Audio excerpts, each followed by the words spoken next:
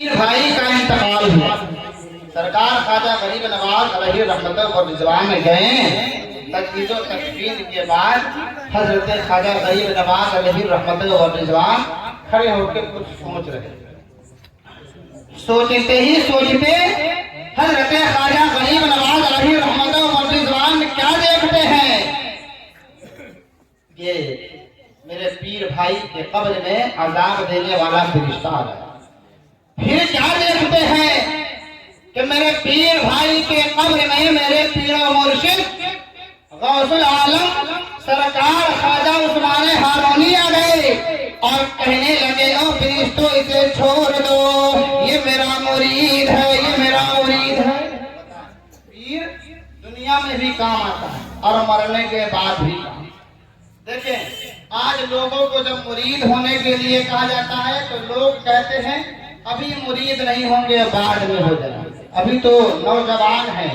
مگر آپ جس ذات کے چہرے کی آپ زیارت کریں گے، خلیفہ حضور نور الاولیاء و خلیفہ حضور گلزار ملت شہزادہ کبیر العلماء حضرت علامہ غلام مقتدی کی آپ زیارت کریں گے، وہ ذات کا نام ہے کہ وہ کب مرید ہوئے انہیں معلوم، کب وہ مرید ہوئے انہیں معلوم نہیں۔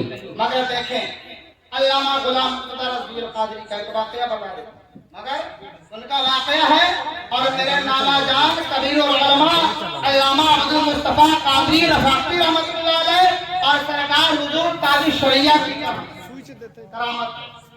میرے مامو جان علامہ غلام مقتدی رضوی القادری صاحب بچپن میں بہت زیادہ بیمار ہو جاتے، بہت بیمار پڑتے، تو میرے نانا جان کا یہ تجربہ ہوا، خیال ہوا کہ میں انہیں حضور تاج الشریعہ سے مرید کروں، حضور تاج الشریعہ سے مرید کروں۔ تو مدرسہ نور الہدیٰ پکھرارا میں حضور تاج الشریعہ کی آمد ہوئی۔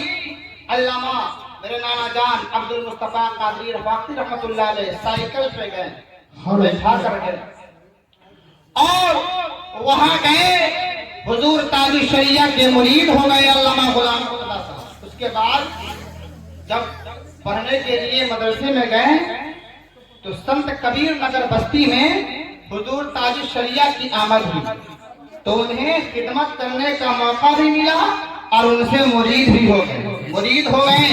اس کے بعد اب نا شعبان سے پہلے بچے آتے ہیں جاتے ہیں سب، یعنی سال میں 10 چھٹی بھی ہو جاتا ہے، مگر اس وقت جب بچہ شوال میں جاتا تھا تو سیدھے شعبان میں آتا۔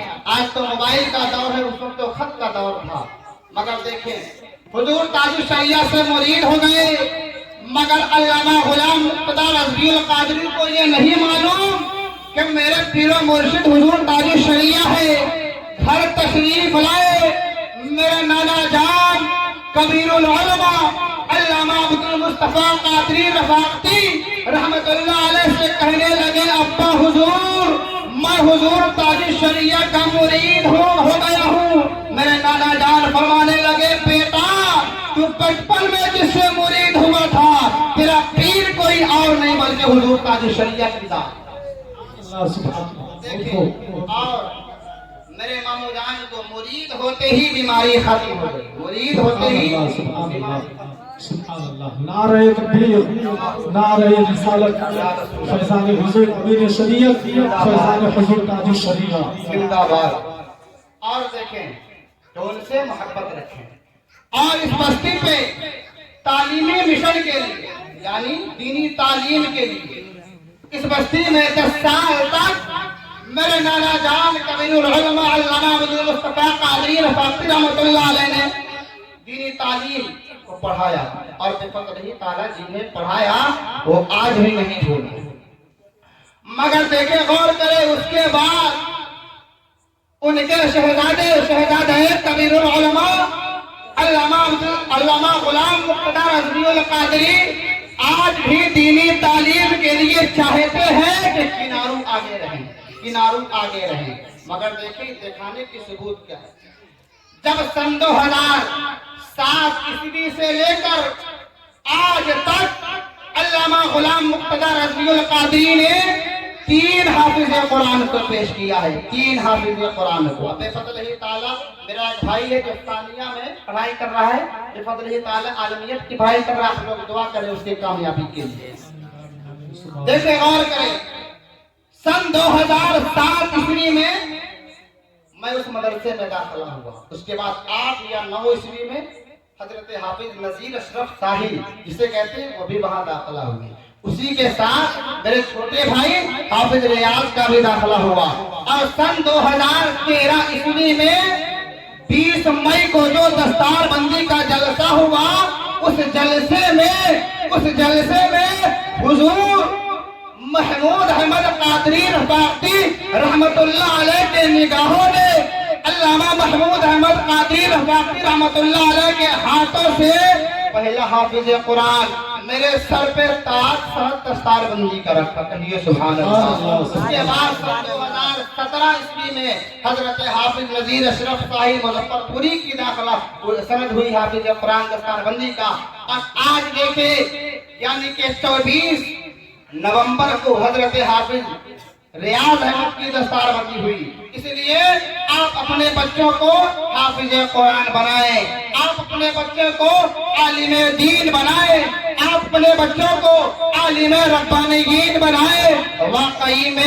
واقعی میں اگر اپنے گھر میں نکھار پیدا لانا ہے، اگر اپنے زندگی میں انقلاب پیدا لانا ہے، اگر اپنے گھر میں اخلاق و محبت کے پیغام کو عام کرنا ہے، تو اپنے بچوں کو دینی تعلیم سے لگاؤ دلواؤ۔ حضرات محترم پڑھے درود پاک اللہ رب محمد صلی اللہ علیہ وسلم، نحن عباد محمد صلی اللہ علیہ وسلم، صلو علیہ صلاۃ و سلام علیک دائما یا رسول اللہ یا حبیب اللہ صلی اللہ تعالی علیہ وسلم۔ آج لوگ کہتے ہیں کہ حافظ قرآن بنانے سے کیا ملے گا، حافظ قرآن بنانے سے کیا ملے گا؟ کچھ نہیں ملے گا، ان کا تنخواہ کم رہتا ہے، 5,000-6,000 روپیہ ہوتا ہے، اس میں کیا ہو؟ مگر دیکھیں غور کریں، جتنی برکت عالم ربانیین و حافظ قرآن کے کمائی میں ہے، اتنی برکت کسی سی ایم اور پی ایم کی کمائی میں نہیں، سی ایم اور پی ایم کی کمائی میں بھی برکت نہیں۔ آج دیکھیں غور کرے، دنیا کا مسلمان، دنیا کا کوئی شخص 50,000 مہینہ کمانے کے بعد بھی پریشان رہتا ہے، مگر ایک حافظ قرآن کی تنخواہ 6,000 ہے، مگر دیکھیں غور کرے، ان کا چہرہ دیکھیں چمکتا ہوا نور ہوگا، ان کا لباس دیکھیں چمکتا ہوا نظر آئے گا، ان کا جسم دیکھیے چمکتا ہوا نظر آئے گا، ان کا بستر دیکھیے چمکتا ہوا نظر آئے گا۔ اللہ اکبر۔ اس لیے اپنے بچوں کو حافظ قرآن بنائیں، اس لیے یہ نبی کا فرمان ہے، طلب العلم فریضۃ علی کل مسلمۃ و مسلمہ، علم دین کا سیکھنا ہر مسلمان مرد عورت پہ فرض ہے۔ وقت کی قلت دامنگیر ہے، میں اپنی گفتگو کو یہیں پہ ختم کر رہا ہوں۔ وما توفیق الا باللہ۔ السلام علیکم ورحمۃ اللہ وبرکاتہ۔